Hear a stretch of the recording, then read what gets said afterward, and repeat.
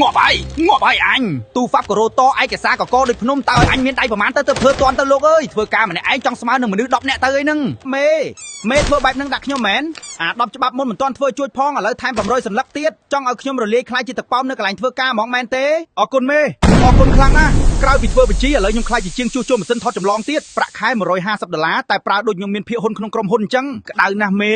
ម៉ាស៊ីនត្រជាក់ក៏ខូចហើយមេឲ្យខ្ញុំមកបក់ឲ្យមេទៀតខ្ញុំជាបុគ្គលិកការិយាល័យឬក៏ជាកង្ហាខ្យល់ឲ្យមេទៅចិត្តដាច់ខ្យល់ស្លាប់ហើយយប់ជ្រៅហើយ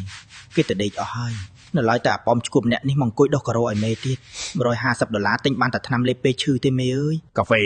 ថែម10កៅទៀតមកបើមិនឲ្យខ្ញុំដេកទេខ្ញុំនឹងផឹកឲ្យវាស្វាងដល់ខែក្រោយហ្មងមើលភ្នែកខ្ញុំចុះមេវាមិនព្រមបិទទេវាញ័រដូចទូសាច់មេឯងអញ្ចឹងបោកកៅអៅមេលៀងឡានមេបន្តិចទៀតប្រហែលឲ្យខ្ញុំទៅដេកចាំផ្ទះឲ្យមេទៀតហើយមើលទៅការងារការិយាល័យស្អីទៅបើប្រើគ្រប់មុខសាហាវជាងខ្ញុំជាអ្នកបម្រើទៅទៀតឈប់ធ្វើអើយ$150ហ្នឹងយកទៅជួខ្មោចធ្វើទៅប្រើគ្រប់មុខប្រើមិនឲ្យសម្រាកប្រើដូចខ្ញុំមិនមានជីវិតចាំមើលទៅក្រុមហ៊ុនមេឯងនឹងរលាយព្រោះប្រើមនុស្សដូចខ្ញុំហ្នឹង